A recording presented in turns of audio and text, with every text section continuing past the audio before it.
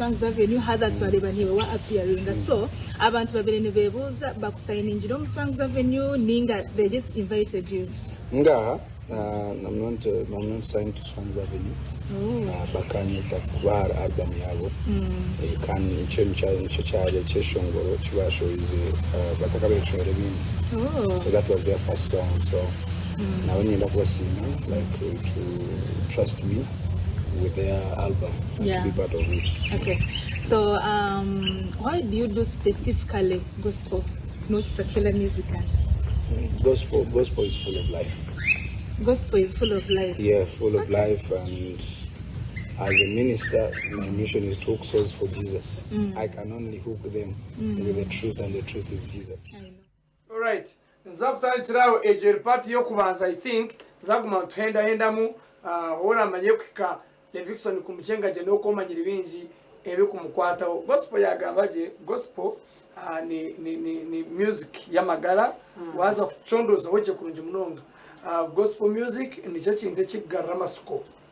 Woye wira masiko ora gospel okahura biburi okahura omuntu waranga nakushabira buzimazima na watekateka goruwe nkomunsi niwo kuchenga ngu angaha nyina abantu akwasa kundeba mu amasiko nyono ko kutekateka gospel music. Okay. And kurugana konjerana na yecho Levikson nomushamurungi very very humble boy. Itawa abamwikiraho hii nawe tuwamurebirizo very humble na sheka na ganira n'abantu free guy mwami ne muke chetano ajeta zumukabaga ko yechi 10 mwenda muze gukora ki kushemera so necho nyikusimbira kubaho kache abeshonguza abandi ngo at least umuntu wija no muntu kaminga je kurunginara na uniso mu igare by the way uniso shagiri ajongireyo Nchibaho. Oshango tine cyo kushkorra. Yeah, so about Levikson niwe kinamure cyamani yangira ngo kintu cyakwanga no kugamba oruganda no munyankore ngo cyo nkimunyiza ayenda nagamba yanagamba no munyankore mugambo runyankore yanagamba no ruganda mugambo ruganda. Anyway, happy birthday namukwaya Spice Diana Elizoba yana celebrating a birthday. Hine message egumene trending ha social media ya kuruga wa manager wa Spice Diana ari kumugira ati that is the message ya jirango happy birthday Spice. I'm sitting here thinking back on everything we have been through, the late nights, the endless hustle, the sacrifices, the dreams we built together from nothing. Tia komaho ya jirango from those early days when people doubted you, but now where you are standing tall as one of the Uganda's top female artists. Yajira unmatched in your talent and grace, no rumor, no whisper, and no outside noise could ever elast the bond we have built or the journey we have shared. That is really nice. Yajira, I remember the moments when it was just us and the grid pushing, believing in each other when no one else did. Watching you rise, not just an artist but a person, has been one of the greatest honors of my life. Kandi yajirango, the world may never truly understand what it took, but we do. Soti ya kumaho yajira, and that's not enough. Happy birthday, superstar Spice Diana. There is too many more years of greatness together. Keep shining, Spice. This journey is far from over. More music coming, and to many more beautiful years ahead of you. Happy +1 star girl, Spice Diana. All right, okay, about Spice Diana, happy birthday. Nindabo shoma ya Kampala chint. Bueno litani. Bashize muri litana kunana bari omuza waini, bari omutwiza. I know. Konka kogar nanye ninjeni. Ninza kuzaka tete. Nyuma zo Diana ajizire ngulithani. Ajizire ngulithana kozire. Nitana kozire babuzire transport. Nyuma zo Diana ajizire rithani oriokwe obuzire transport yo kugarambara. Ganagire ngo obuzire transport yo kugarambara musoni oyo Kampala oristaka konka asa nkuko ndio nindebembera ko mnetambara abosho banje bineshinje kanana kandi akanana kumwene okumibiri nikubasa kufuna kibakora ki liza MC mukuru wechanga na kunana kandi ati mwana ubaye kwa serabi echeza kubura makuru right mutije tumure mugace azo amande mais mandije tugaka na stories nyinjo takai watu ine Gloria Bugie kanchira no mweshongozi witu otwatwa bagambire twatwa bagizire ngori zo baza kubaletera Gloria Bugie mwene nkugambira yishikiro mu studio. How are you, Gloria Bugie? I'm beautiful, I'm successful. How are you? Okay, Yo, what up my people? TV West abanyankole nimbakunda cyane. Omanya munonga. Omanya nyankole. Uri muki? Ato fani wo uri muki? Ndi cocktail kale. Ndi cocktail nyine tribe nyinji. Okay.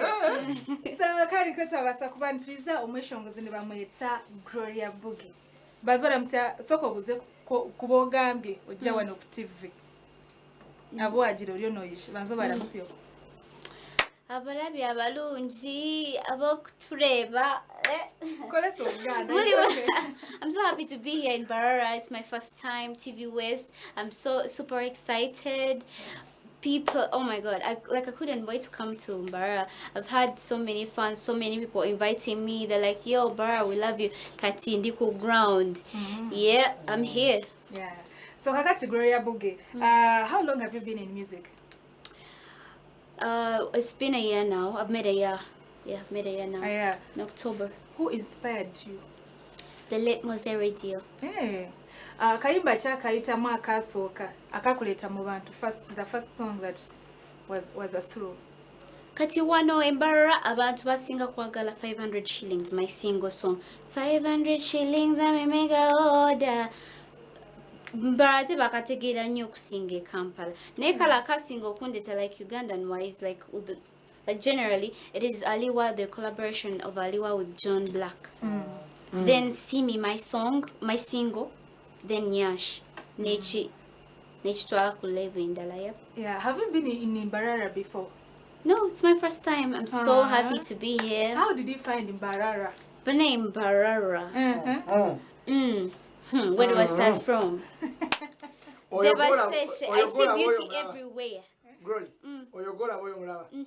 Fani wonyo. Ekyoka kyayona. Olwogenda okukola wano olwogenda okukola buli week. Ate okujja ne story nga ya Gloria Bugie. Ate mu mugambe. I always remember.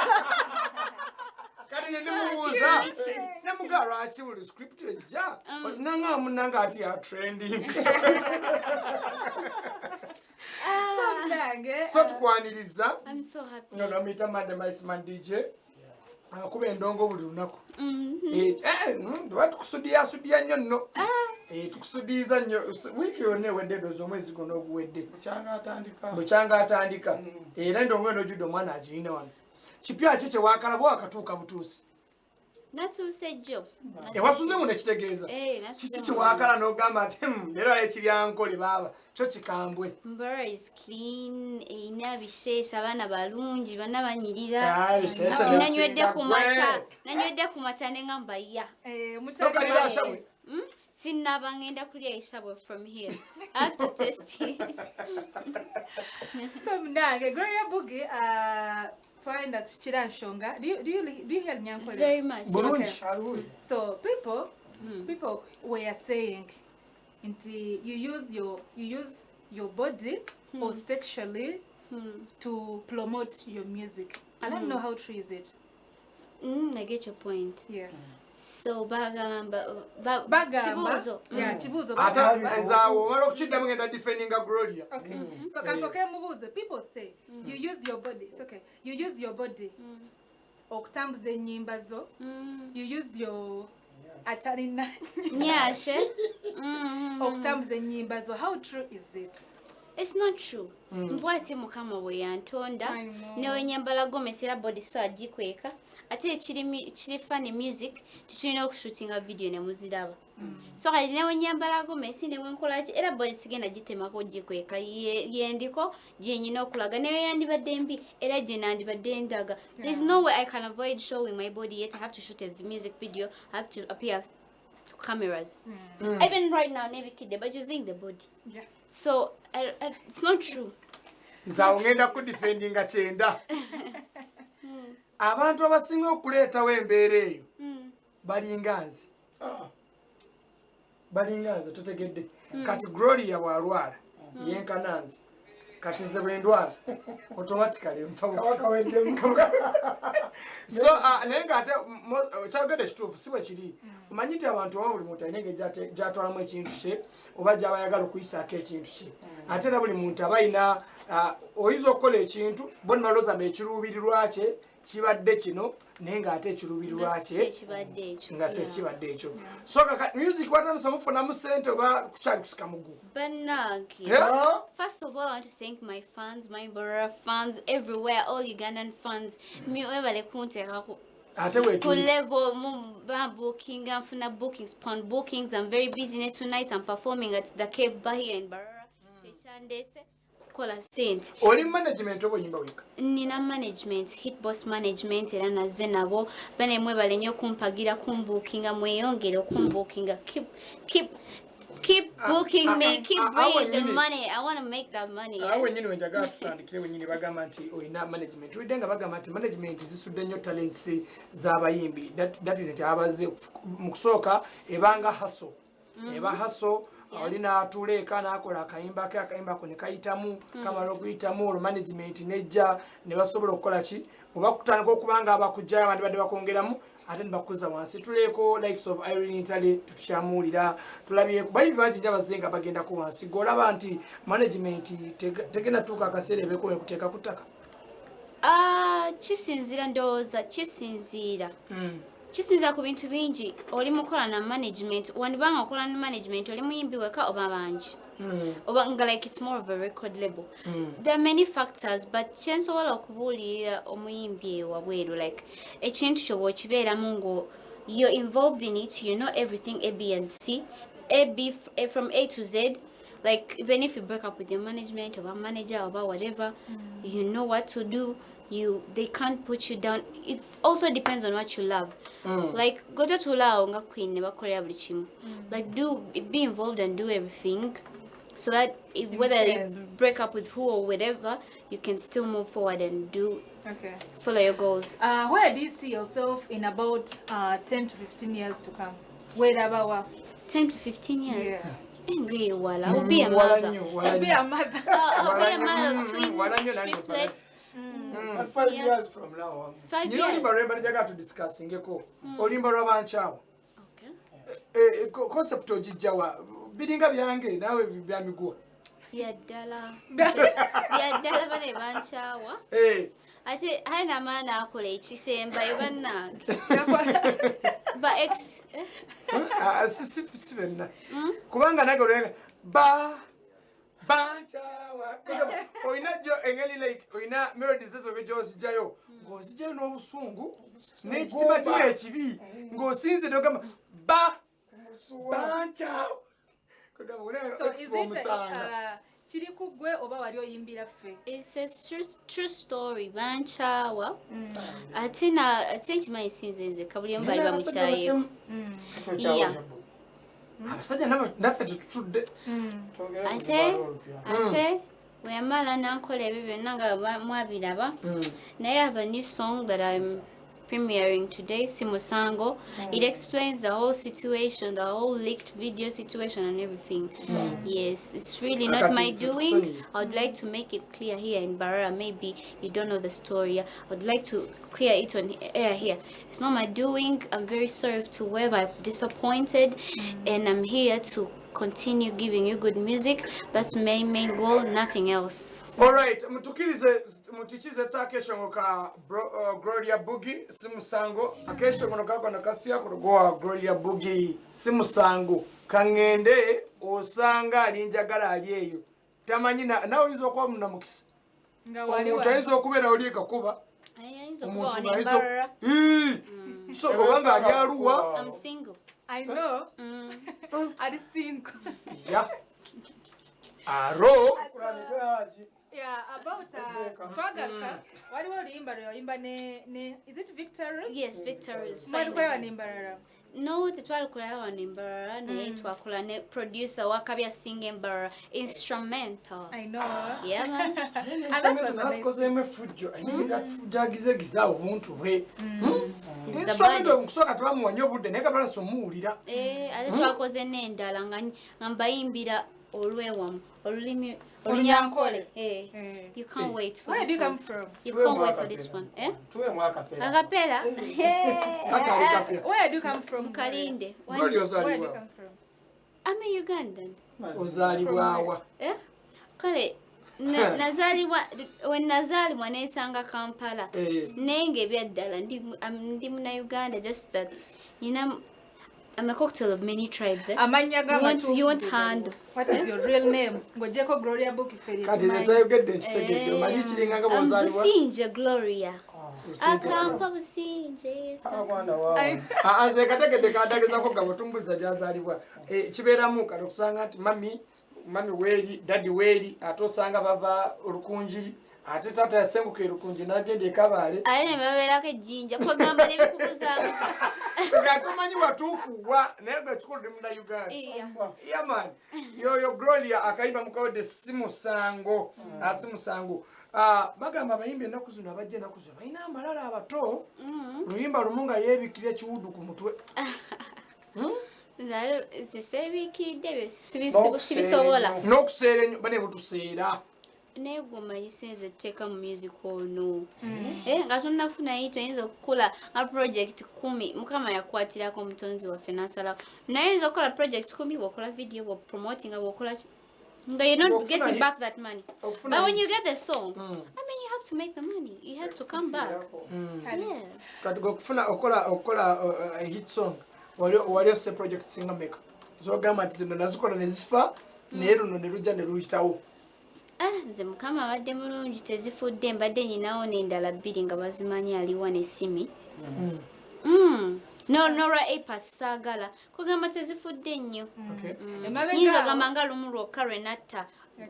Naye ng'odduzaako neetekako nnyashi. Tukole remix solo tukirimu. Tuteke ku album tukole remix nze naawe tulute. Emabegako twalaba scandal yo ne Crystal Panda. What happened? What really happened ne Crystal Panda? Mwagirabawo.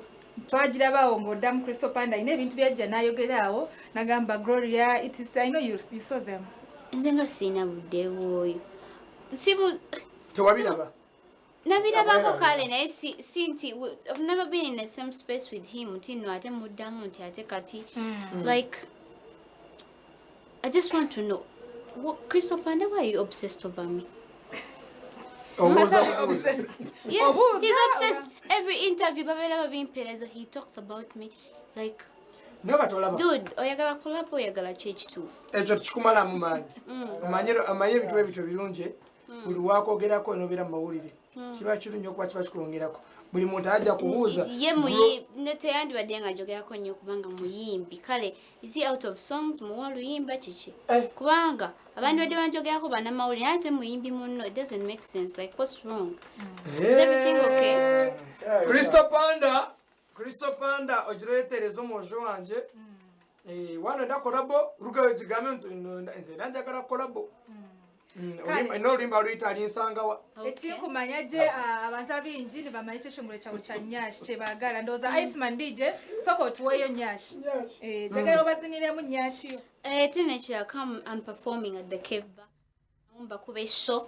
Yeah. Mu relax zaina magata agamba batabani ba Farao. Omwana akubuuza ati mu myaka 15 egijja mu maaso. Awo n'aba okola kikombe onakobera mama. Okimanyi era batabani ba Farao bakulinze. Teri kyakukola ye ensi gye tulimu. Batabani ba Farao banowola. Naffe tukuswamye buswami.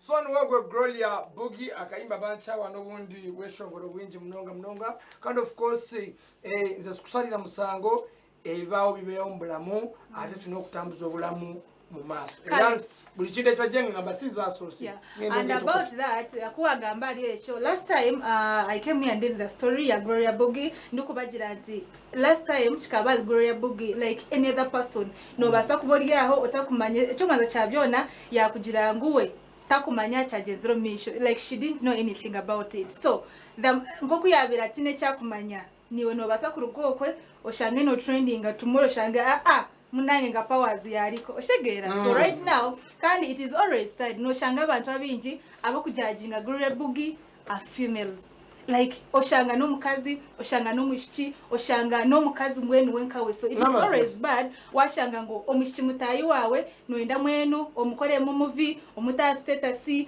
omaga kupostinga music here oshanga ryo no posting ebyakubire bitakwetagisa so naninjira nti at least let us support positively to supporting omuntu okumanya uti Gloria Bugie I'm supporting her music ate nabakole ebyonna toga twaile kywa mwagaza bujja Raj being jealous of because of what Rachi yeracha trendy racha imbe music aiseo trimide emyaka 10 oshitegeera ebintu ebitobera bujja naye byonna era bikola ki bimane ate kisanga nti ekyewunyisa babeera abantu bomunda gwe bomanyi oshitegeera so gamba abantu music wetuyinza okumusanga and then social handles zo bagambe bagende ku YouTube bajeyo endongo ekikulu promoting music ekikulu because kati mwimbi wa Uganda obo oyagala batoyagala so kabuli handles my Mbarara people all Ugandans in general bagala nnyo mwebale kuwagira Gloria Bugie and my music mwebale kuwagira Hit Boss Management by streaming my music. I have a new song out Simusango. The video is out. Please go and check it out. Bobo yagala music wange, you just search Gloria Bugie. Ku YouTube, Spotify, ku Apple Music, wonna music wange jali. Just search it mudundo.com, whichever platform, social media, my music is there. Just search Gloria Bugie. Currently, Simusango. You search Gloria Bugie Simusango ngonfuna. Thank you. Keep on streaming my music. I love you guys. I love you. TVS. I love you. Abanyankore. I know. Akatelekeka. Kogamba ndikano kakalekera abantu bange. More hits are coming. Good music. Yeah. Asa muzako jango omwana ekyokubanza ya jango arisingo. Waba byokwe ngolina myetego se myetego. Ataina nyash. Omusajja yagala yimirira atya. Omusajja yagala mami yagala mutabani wa Farao ayimirira atya. Bale bamudeme nakuzino kale. Totumumula kubera fa baliko.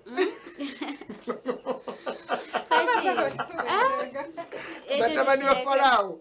Toina wotone. Ebintu bibiri byenjagala. Byebyo mubimanye. All right, come see Gloria Bugie, and of course, Zakwa to Garakana. Let's go back to Monday, give us some music.